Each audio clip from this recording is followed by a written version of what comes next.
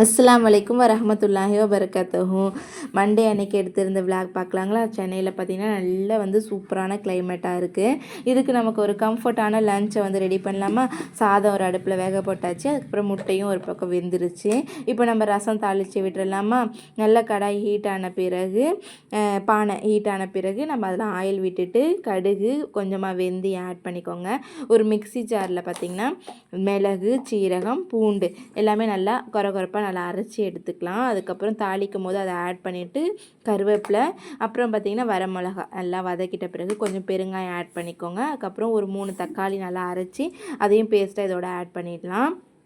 Add பண்ணிட்ட பிறகு மஞ்சள்தூள் 1 டீஸ்பூன் அளவுக்கு ஆட் பண்ணிக்கலாம். அதையும் நல்லா வதங்கி ஆயில் பிரிஞ்சிருட்டும். அதுக்கப்புறம் தான் நம்ம புளி கரைசல் வந்து நம்ம கரைச்சி எடுத்து வச்சுக்கலாம். அதை இதோட ஆட் பண்ணிவிட்டு ரசத்துக்கு வந்து ஃபைனலாக பார்த்திங்கன்னா கொஞ்சமாக உப்பு ஆட் பண்ணிக்கோங்க. உப்பு ஆட் பண்ணிவிட்டு ஃபைனலாக கொத்தமல்லி தழை தூவி இறக்கணும்னா நமக்கு சூப்பரான ரசம் வந்து ரெடி ஆகிடும்.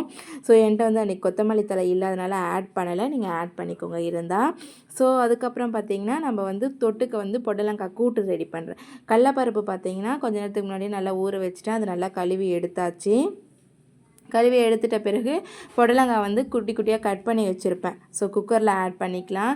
கடலப்பருப்பு, புடலங்காய், அப்புறம் வந்து பார்த்திங்கன்னா மஞ்சள்தூள், உப்பு, ஸோ இதெல்லாமே நல்லா வந்து போட்டு ஒரு 3-4 விசில் கொடுத்து எடுத்து இறக்கிக்கலாம். ஸோ யாருக்கெல்லாம் புடலங்காய் கூட்டு பிடிக்கும் அப்படின்னு சொல்லிட்டு கமெண்ட் செக்ஷனில் கமெண்ட் பண்ணுங்கள். ஸோ ஸ்டார்டிங் ஸ்டேஜில் வந்து பார்த்திங்கன்னா எனக்குமே புடலங்காயெலாம் பிடிக்காது. ஸோ அதுக்கப்புறம் இந்த மாதிரி கூட்டு மாதிரி வச்சு சாப்பிடும்பொழுது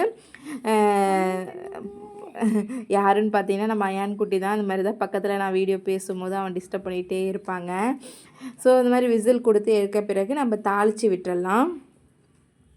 ஸோ கடாய் வந்து ஹீட் ஆன பிறகு நம்ம அதில் வந்து ஆயில் ஆட் பண்ணிக்கலாம். ஆயில் ஆட் பண்ணிட்ட பிறகு கடுகு, அதுக்கப்புறம் வரமிளகா, காஞ்ச மிளகா, கொஞ்சமாக சீரகம் ஆட் பண்ணிக்கோங்க. கொஞ்சம் பெருங்காயத்தூள் ஆட் பண்ணிக்கோங்க. வெங்காயம் ஆட் பண்ணி நல்லா வதக்கிட்ட பிறகு வேக வச்சுருக்கக்கூடிய கடலைப்பருப்பும் புடலங்காவும் இருக்குது இல்லையா, அதை இதோட ஆட் பண்ணிக்கலாம்.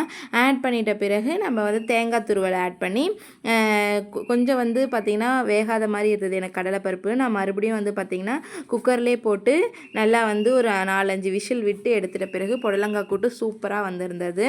ஸோ சாதத்தோட புடலங்காய் கூட்டு, ரசம், அப்புறம் வந்து பார்த்திங்கன்னா முட்டை இதெல்லாம் வச்சு சாப்பிடும்பொழுது சூப்பராக இருந்தது. மறக்காமல் ட்ரை பண்ணி பார்த்துட்டு கமெண்ட் பண்ணுங்கள்.